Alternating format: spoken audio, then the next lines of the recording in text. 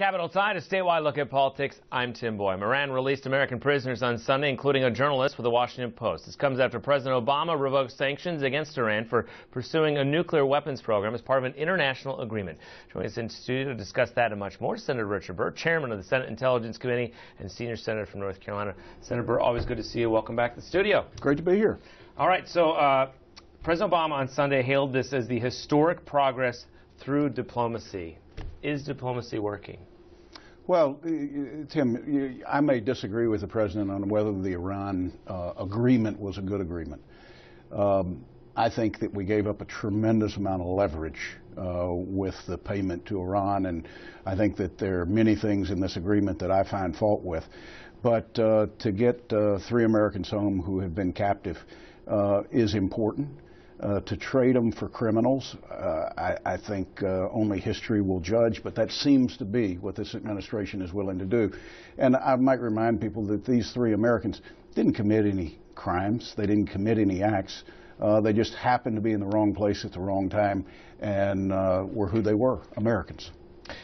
Do you think this is potentially a sign, though, that the relationship is, I guess, getting better? I know there's a lack of trust there, not only in you, but most people, and even the president said there's a lack of trust. But, I mean, could this be the beginning of opening up ties a little bit?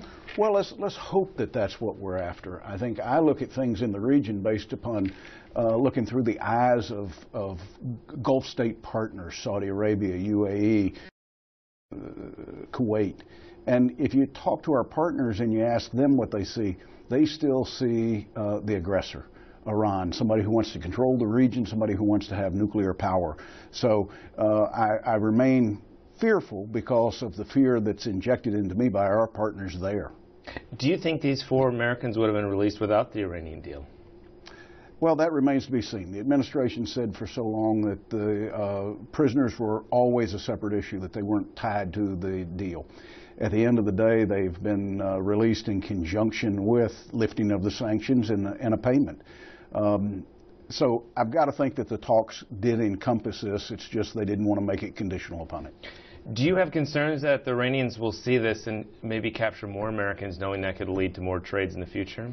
Well, clearly that's always a fear, but I'm not that obsessed with Iran right now and capturing Americans. I am obsessed with ISIS. It is the threat for the globe. It is the threat that I wake up with every morning, I go to bed with every night.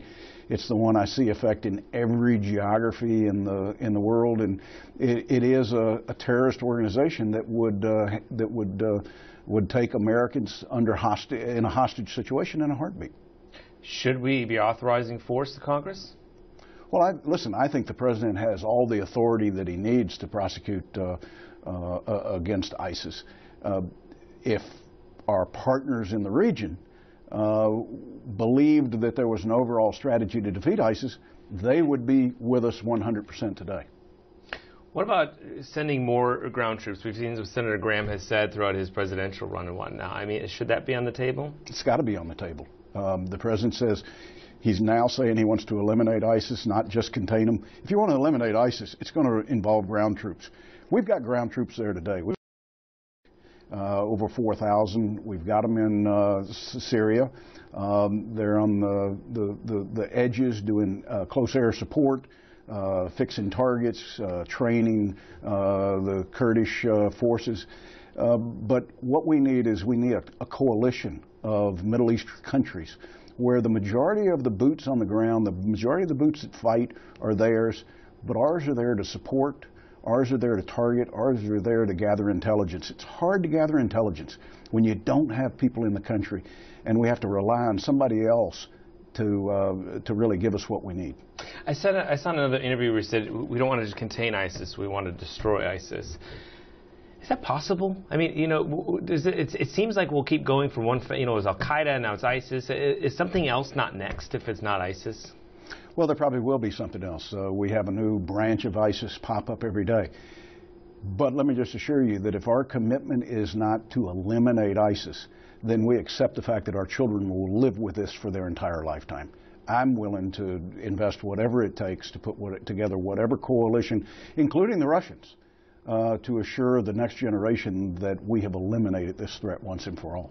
In your role as a senator and as Congress's role in general, then, what should we be doing better that we're not doing now? Well, one, we need an overall strategy in the region. We've had no strategy since this conflict began.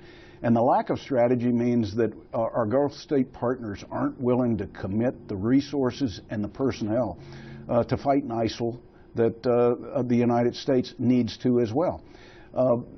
Today, we still debate whether Bashar Assad needs to leave Syria before that all-out commitment to defeat ISIL.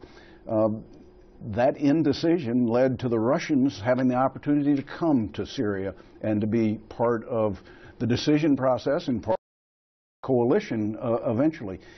But I'm no longer upset about what's happened up to this point. I'm only concerned with what do we need to do from this point forward. And I think that's say to the American people and say to the world, America will lead and we will defeat ISIS.